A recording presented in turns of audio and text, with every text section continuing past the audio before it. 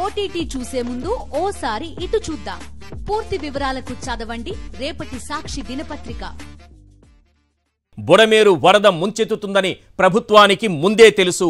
అన్నీ తెలిసి కూడా నిర్లక్ష్యంతో జనాన్ని ప్రభుత్వమే ముంచేసింది. చంద్రబాబు నిర్లక్ష్యమే విజయవాడకు మరణ శాసనమైంది.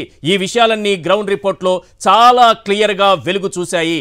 ఎస్, అక్కడ ఉన్నటువంటి డైవర్షన్ ద్వారా కృష్ణానదికి వెళ్లాల్సినటువంటి నీరు కృష్ణానది వైపు వెళితే చంద్రబాబు నివాసాన్ని ముంచేస్తుంది. కాబట్టి 11 గేట్లు వెలగలేరు వద్ద ఉన్నటువంటి బుడమేరుకు సంబంధించినటువంటి 11 గేట్లను ఎత్తేశారు. కాలనీలు అన్నింటినీ ముంచేశారు.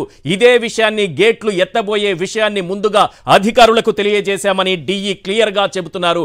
అయినా సరే అక్కడి ప్రజలను చంద్రబాబు ప్రభుత్వం ఏ మాత్రం అలర్ట్ చేయలేదు. చాలా క్లియర్గా అర్థమైపోయింది.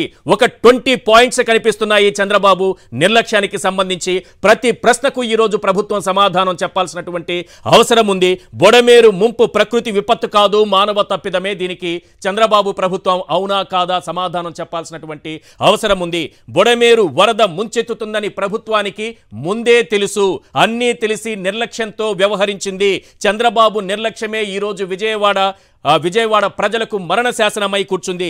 అత్యంత ప్రధానమైన విషయం, శనివారం మధ్యాహ్నం తరువాత వరద ఉధృతి బుడమేరుకు పెరిగిన తరువాత అక్కడ అధికారులు గేట్లు ఎత్తేయబోతున్నామని చెప్పినప్పటికీ కూడా అధికారులు ఎవరు ప్రజల్ని అలర్ట్ చేయలేదు.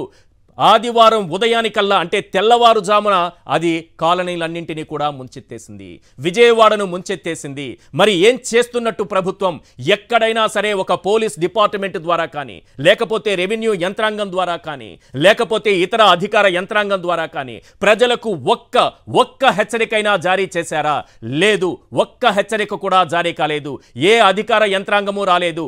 ఏ శాఖ కూడా అక్కడికి వెళ్ళలేదు. ప్రజల్ని అప్రమత్తం చేయలేదు. అక్కడి నుంచి సురక్షిత ప్రాంతాలకు తరలించే ప్రయత్నం కూడా చేయలేదు. ఇది ఈ పాపం పూర్తిగా చంద్రబాబు ప్రభుత్వానిదే. ఇరిగేషన్ అధికారుల హెచ్చరికను ప్రభుత్వం గాలికి వదిలేసింది. శనివారం అర్ధరాత్రి 12 గంటల తరువాత విజయవాడ వైపు వరద ఉధృతంగా ప్రవహించింది. 20 గంటల సమయం, గంట 2 గంటల కాదు, 20 గంటల సమయం ఉన్నా కూడా ఈ ప్రభుత్వం ప్రజలను అలర్ట్ చేయలేదు. 20 గంటల సమయం ఉన్నా సరే పునరావాస కేంద్రాలు పెట్టలేదు. 20 గంటల సమయం ఉన్నా సరే కనీసం ఆహారం, నీళ్లు సిద్ధం చేయని దౌర్భాగ్య పరిస్థితి నెలకొంది. ప్రభుత్వ నిర్లక్ష్యమే ప్రజల పాలిట జలఖడ్గంగా మారింది. 3 లక్షల మందిని ప్రాణాలతో చెలగాటమాడినటువంటి చంద్రబాబు సర్కార్దే ఈ పాపం. ప్రభుత్వం చేతగానితనం 80,000 కుటుంబాలకు నరకం చూపించింది. సీఎం, మంత్రులు, అధికారులు అందరూ వీకెండ్ ప్లానింగ్లోనే ఉన్నారు.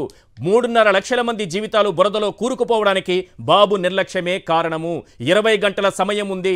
మాధవ్, నాయక్, డిఈ చెప్పినటువంటి అంశాలను చూస్తే ఒళ్ళు గగురు పొడిచే అంశాలు, ఒళ్ళు గగురు పొడిచే వాస్తవాలు వెలుగు చూస్తున్నాయి.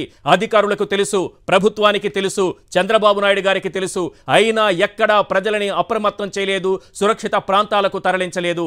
అక్కడ డైవర్షన్ కనిపిస్తోంది, చూస్తున్నారా? ఒకటి కృష్ణా నది గుండా వెళ్లేటటువంటి మార్గం, రెండోది గేట్లు పెట్టి వెలగలేరు వద్ద గేట్లు పెట్టి దానిని విజయవాడకు డైరెక్ట్ గా పంపించేటటువంటి మార్గం. కృష్ణానది ద్వారా వెళ్లేటటువంటి మార్గంలో బుడమేరు నీరు కానీ, ఆ వరద కానీ అటువైపు వెళితే చంద్రబాబు నివాసం మునిగిపోవడం ఖాయం.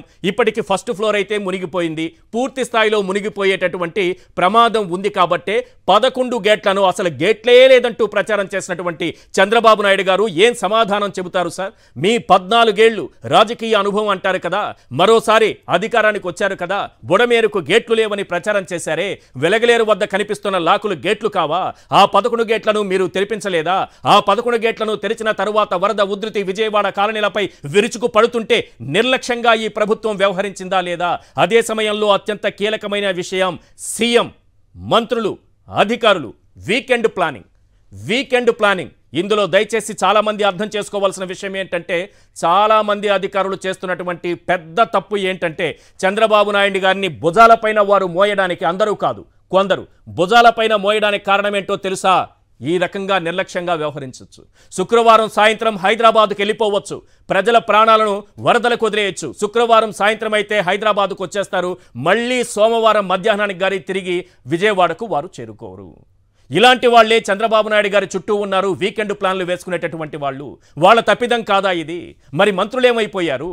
20 గంటల సమయాన్ని, విలువైన సమయాన్ని వృధా చేసి ఈరోజు విజయవాడని నిలువునా వరదలో ముంచేశారు.